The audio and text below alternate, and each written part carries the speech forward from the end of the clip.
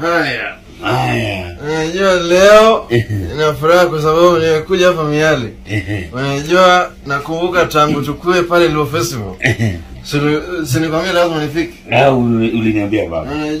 Unajua Luo function is like a state function. Kabisa. Na ndio maana nilifika. Niliona kina Kodhefe pia na Chopa. Na pia niliona kina Musa Jakadala. Au pia nifika. Na pia not forgetting the Prince Obohangala. Inda. Mira Prince Inda. Na pia tulifika. Na leo nimesema nifike hapa nione Lang'ata wa. Kabisa. Unajua Lang'ata ndio kule ambapo nilianza. Kwa sababu enzi hizo nilikuwa natetea wananchi. Kabisa. Na ndio maana sasa hivi tunataka tuwe pamoja. I want to tell you that nobody has stopped reggae. And that's why reggae ilikuwa ina break. My party leader speak the whole truth. Mimi nilikuja nikanyoa. Yes. Alafu ananiambia anaitisha 6,000. Wewe ulikuwa unataka kulipa kunyoa. Don't buy lie. Hata Mombasa we never share with 6,000 my friend. Hii jamaa alikuwa anasema atapeana 6,000.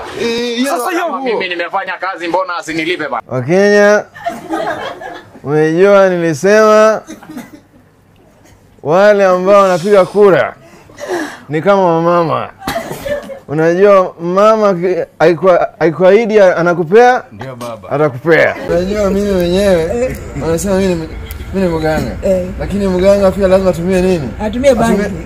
Atumie roots. Lazima atumie mizizi. Ndio. Kwa sababu hii mizizi inatibu ugonjwa au unaona gani? Kweli baba. The Anti-Doping Agency of Kenya, ADAK, is determined to deliver a clean team to the forthcoming 2024 Olympic Games.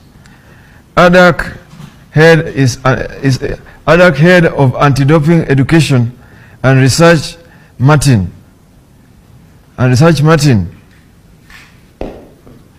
Nakimbia mbio. Hello? Vijana hoe! Sasa unajua watu wamekuwa wakiniuliza ati ukirudi itakuwa namna gani? Lakini unajua mimi ni mtu ambaye napenda taifa. Nikirudi kwa sababu unajua Waswahili wanasema mwenda tezi na omo marejeo ni wapi? Marejeo ni wapi? Ama mnatuona kama Sasa yeye ni namna gani? Kwa sababu unajua Joho hapa unakuwa kama passport. Kwa sababu yeye ndiye anatumia na mimi. Hapo sawa. Kwa sababu unajua anasema huyu ni kama kitinda mimba. Kwa sababu hao ndio mimi niwache waende. Lakini kule hawezi disappoint. Yes. Kwa sababu mimi nimepigania taifa. Vipi ndugu? Alafu kuna watu wengine watu wanasema usipate AUC. Wewe unakubali hiyo? Mbona nikatae? Kwa sababu lakini unajua asikubali kushinda si mshindani. Lakini mimi niko na imara kama tutakuwa tunatembea. Yes. Kwa sababu mimi najua penye tunaenda. Kumekucha, kumepambauka. Mama sasa. Nikisema hadisi unasema baba. Hadisi? Hadisi? Umesikia mnasema hadisi yangu? Unasema hadisi yangu. Ama hadisi mama. Ni hadisi nini? Hadisi baba, sivyo? Vijana hoe. Mimi niko na ujumbe.